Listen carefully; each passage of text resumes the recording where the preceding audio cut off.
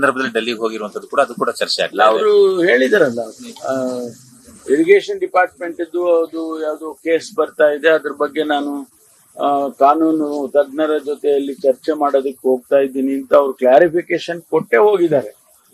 ಡೆಲ್ಲಿಗೆ ಹೋದಾಗೆಲ್ಲ ಏನಾದ್ರು ಇಂಥ ರಾಜಕೀಯ ಬೆಳವಣಿಗೆಗೆ ಹೋಗ್ತಾರೆ ಅಂತ ಹೇಳೋಕ್ಕಾಗೋದಿಲ್ಲ. ಸಚಿವರು ಬರಬೇಡಿ ಅಂತ ಏನಾದ್ರು ಹೈಕಮಾಂಡ್ ಸೂಚನೆ ಕೊಟ್ಟಿದೆ ಸರ್? ಏನಾದ್ರು ಯಾರು ಬರಬೇಡಿ ಡೆಲ್ಲಿಗೆ ಅಂತ? ಇಲ್ಲ, ಯಾರು ಹೋಗ್ತಾರೆ ಅಂತ ಫಸ್ಟ್ ಗೊತ್ತಿಲ್ಲ.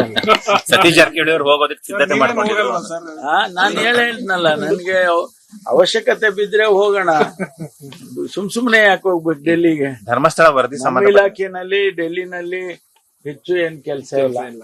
ನಮಗೆ ಏನಂದ್ರೆ ಸೆಂಟ್ರಲ್ ಅಸಿಸ್ಟೆನ್ಸ್ ಏನಾದ್ರು ಅಡಿಷನಲ್ ಆಗಿ ಸ್ಪೆಷಲ್ ಗ್ರಾಂಟ್ ಕೊಡೋಂಗಿದ್ರೆ, ನಾನು ಲಾಸ್ಟ್ ಟೈಮ್ ಹೋದಾಗ ಮಾನ್ಯ ಗೃಹ ಸಚಿವರನ್ನ, ಕೇಂದ್ರದ ಗೃಹ ಸಚಿವರು ಭೇಟಿ ಮಾಡಿದ್ದೆ.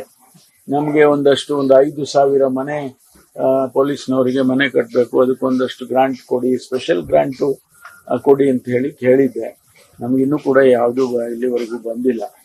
ಅದರಿಂದ ನಮ್ಮ ಇಲಾಖೆನಲ್ಲಿ ಬಹಳ ಕಡಿಮೆ ಕೆಲಸ. ಅಕ್ಬರ್ ರೋಡ್ ಅಲ್ಲಿ ಕೆಲಸ ಈಗ ಸ್ವಲ್ಪ ನಮ್ಗೆ ಕಡಿಮೆ ಆಗಿದೆ.